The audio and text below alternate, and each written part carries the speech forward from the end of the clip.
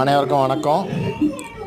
நம்ம இப்போ பார்க்க போகிற இடம் கன்னியாகுமரி மாவட்டத்தில் என்ஜிஓ காலனியில் தான் ஒரு 3 சென்ட் வீட்டு மனை விற்பனைக்கு இருக்குது. டிடிசிபி அப்ரூவ்ட் பிளாட்டு, தெற்கு திசை பார்த்த பிளாட்டு.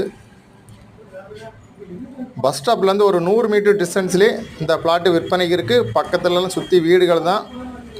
அருமையான பிளாட்டு, உடனே வீடு கட்டிக்கலாம்.